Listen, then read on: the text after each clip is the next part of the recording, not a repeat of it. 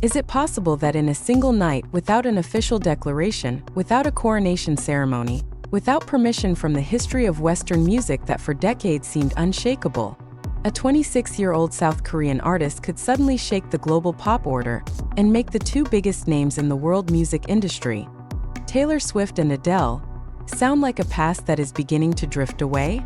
The question sounds exaggerated, even provocative, yet that is precisely where the shock lies, because the answer is no longer speculative, but is now being spoken aloud by some of the most influential music critics in the world. Jungkook is not merely a global pop star, he is the new king of pop. That title did not come from unilateral fan claims, nor from the aggressive marketing machinery of a record label, but from a place long known as the stingiest when it comes to handing out crowns, the table of Western music criticism. When his first solo album Golden was released, the response was not just ordinary praise, but a shift in language, tone, and even in how the industry defines the center of pop power. In a single breath, Jungkook was positioned no longer as a BTS member trying to go solo, but as a central figure who stands on his own, equal to or even surpassing names that for the past decade were considered irreplaceable. What makes this situation feel even more dramatic is the context. Jungkook released Golden in the midst of BTS's hiatus due to mandatory military service, a phase that many observers predicted would become a period of cooling popularity. What happened was the opposite.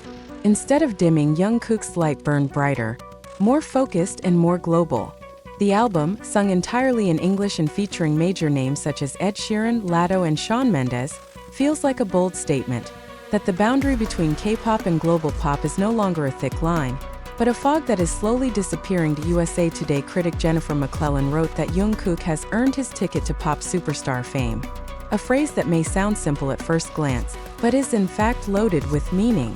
For years, Jungkook was known as part of a collective phenomenon called BTS, a group whose strength was often explained through teamwork, harmony, and group identity. Golden marks the moment when that narrative collapses.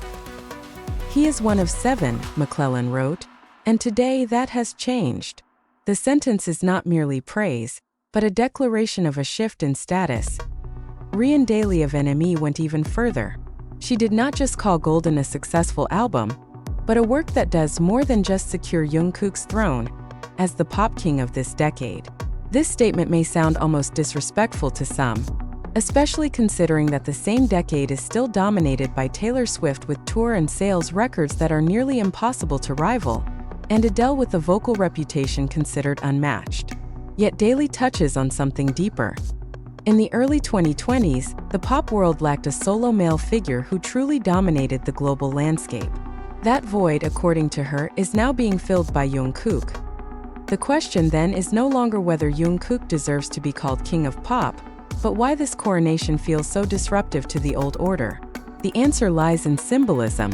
Jungkook is a South Korean artist, raised within the K-pop ecosystem that for years was viewed by parts of the Western industry as an alternative or a regional phenomenon. But with Golden, he enters the global pop arena not as a guest, but as the owner of the stage. The album captures Jungkook's multifaceted artistry, charismatic vocals, and an almost impossible-to-ignore pop appeal, delivered across 10 compact, easily digestible tracks ready to dominate the charts. Maria Sherman of the Associated Press called Golden one of the strongest pop debuts of the year, a direct reflection of Jungkook's love for retro pop sounds. The nickname Golden Magne, long attached to him, seems to find a new meaning, not merely an internal fandom term, but a symbol of artistic quality widely recognized. Sherman highlighted Jungkook's deep understanding of how pop works in the modern era, including the importance of innovative collaborations, an aspect that stands out throughout the album. Perhaps the most defining moment of the Golden era came through a single song, 7. Ed Power of iNewspaper called it the album's greatest miracle, not only because of its extraordinary popularity, but because of its ability to break records by surpassing Miley Cyrus's Flowers as the fastest release in history to reach 1 billion streams on Spotify. This number is not just a statistic, it is a signal that Jungkook is not only competing on the same level as Western pop stars, but playing by the same rules and winning. Behind all this praise, there is a tension that cannot be ignored. David Smith of The Standard noted that Jungkook is in a highly advantageous position for long-term success, following in the footsteps of figures such as Justin Timberlake, Harry Styles, and Robbie Williams, the youngest members of boy bands who later became solo icons. Yet this comparison simultaneously raises a larger question. Is Jungkook merely following an old pattern, or is he creating a new one that makes such comparisons feel outdated? Not all criticism has been euphoric. Alexis Petridis of The Guardian took a cooler stance, calling Golden a competent, well-made, appealing pop R&B album, but not entirely revolutionary when detached from the pop context that produced it. This criticism matters because it shows that even amid the wave of praise, there is still room for debate. Yet that is precisely where the strength of this moment lies. When a work sparks serious debate in major Western media, it means it has moved beyond the status of a fandom phenomenon. Meanwhile, outside the critical discourse, the numbers speak in a colder, and often harsher language. BTS has made history as the first Korean artist to score a #1 album in the UK, and was previously named the world's best-selling artist, surpassing names like Taylor Swift and Adele. 2 singles from Jungkook's album have even broken into the UK top 10, an achievement that further strengthens the narrative that the center of global pop gravity is shifting. It is at this point that the headline Taylor Swift and Adele pushed aside, critics call Jungkook king of pop, stops feeling like mere clickbait and begins to feel like a reflection of a reality in the making. This does not mean that Swift and Adele have suddenly lost their influence or relevance, but their dominance no longer stands alone. There is a new face at the top, and that face comes from a direction long underestimated by parts of the industry. This is not about closing an old era, but about opening the door to a larger question. If Jungkook can reach this point at the age of 26, in the middle of his group's hiatus with a debut solo album, then what does all of this mean for the future of global pop? And more importantly, is the world truly ready to accept that the next king of pop might not come from the West? These are the questions that will carry us into the next chapter, when the cultural, economic, and emotional impact of this phenomenon begins to be felt across every corner of the music industry.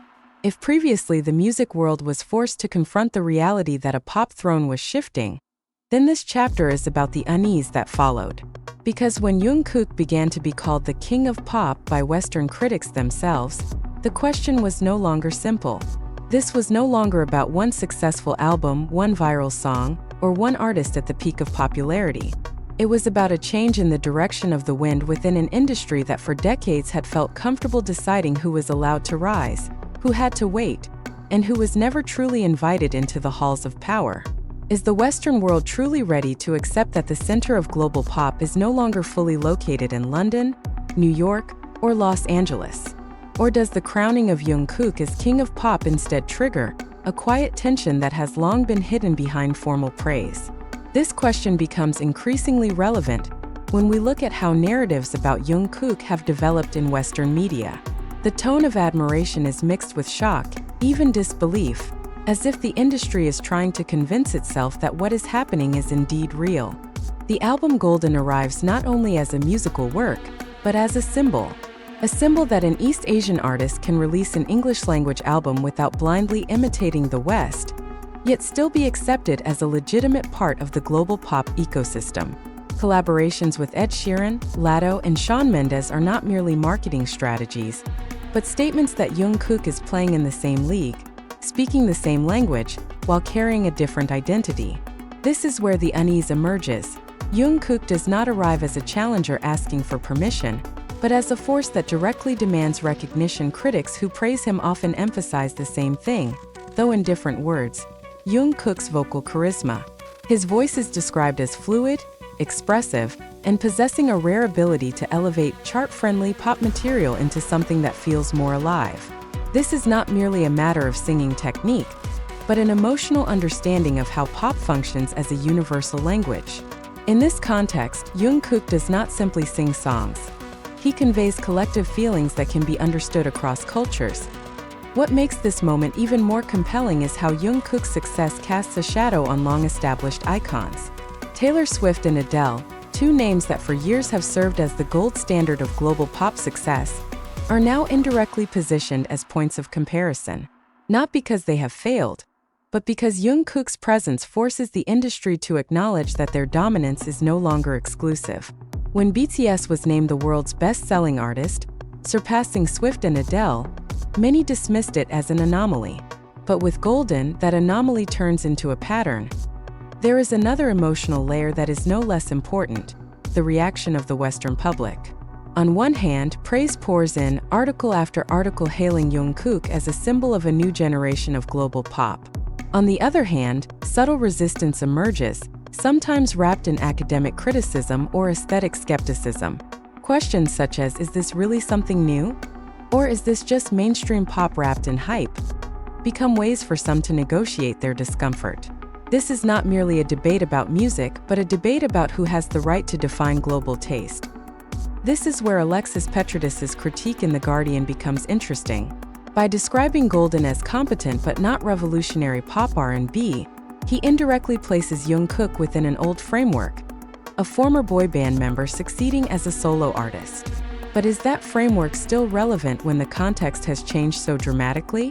When an Asian artist becomes the center of discussion in major Western media, even cool or restrained criticism becomes proof of how seriously Jungkook's presence is being considered.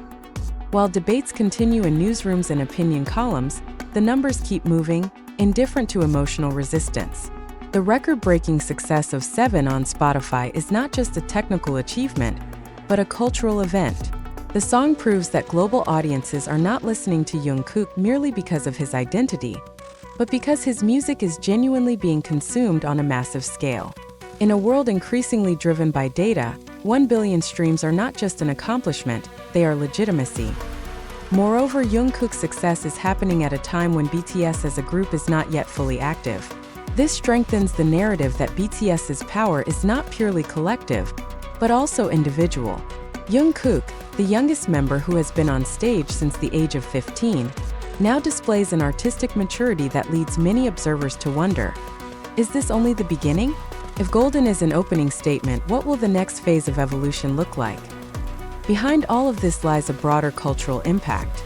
Over the past decade, BTS has often been credited with helping elevate Korea's cultural profile on the global stage. But Jungkook, through his solo success, brings that discourse to a more personal level. He is no longer a representation of a country or a genre, but an individual with universal appeal. This is the moment when national identity ceases to be a limiting label and instead becomes a background that enriches the narrative. In the end, this is about tension between acceptance and rejection, between euphoria and skepticism. When critics call Jungkook the king of pop, they are not merely bestowing a title, they are triggering a psychological shift within the global music industry. That title forces the Western world to look in the mirror and ask, are we still in control, or are we witnessing the birth of a new order that we can no longer fully direct? And if the answer is the latter, then what comes next will lead us to even greater consequences about the future of global pop, about the long-awaited BTS reunion, and about the possibility that what we are witnessing today is only the beginning of a change far larger, deeper, and perhaps more unsettling than we are ready to admit. So what happens after the crown is symbolically placed upon Jungkook's head? Will the pop world return to its old equilibrium? Or will it move towards something entirely new, more fluid, more global, and far less predictable? This question hangs in the air, because what Jungkook brings is not merely individual success, but a precedent. When a South Korean artist can dominate the UK chart, be crowned king of pop by critics, and statistically rival or even surpass Western icons, then the very definition of the mainstream begins to lose its geographic boundaries. BTS management has stated that the group's reunion is expected to take place around 2025, after all members complete their mandatory military service. This statement, which initially sounded administrative, now carries a far greater significance. If Jungkook can reach the global peak on his own, the question is no longer whether BTS will return strong, but how massive the impact will be when they return as a complete group. In this context, Golden feels like a prologue, not a climax. There is also an emotional dimension that cannot be ignored. For fans, the crowning of Jungkook as king of pop is not merely about external validation, but a moment of proof. For years, K-pop fandoms were often positioned as loud forces lacking legitimacy. Now, with critical support from mainstream Western media, that narrative collapses. Yet this is precisely where the next challenge emerges: how to ensure that this achievement is not reduced to mere numbers or titles. The music industry, as always, will adapt. Labels will search for the next Jungkook, algorithms will recalibrate, and markets will attempt to replicate the success formula of Golden. But history shows that true icons are rarely replicable. They emerge not only because of strategy, but because of timing, context, and the courage to cross boundaries deemed safe. Jungkook reached this point not because he followed the current, but because the current itself is changing. In the end, perhaps the most important question is not whether Taylor Swift and Adele are truly being pushed aside, but what all of this means for listeners. In an era where music moves beyond language, nation, and stereotype, Jungkook stands as a symbol of new possibility. King of Pop, in this sense, is not only about who sells the most or is streamed the most, but about who is able to represent the pulse of the time. And if it is true that Golden marks the beginning of a new era, then the pop world is standing on the threshold of its next chapter.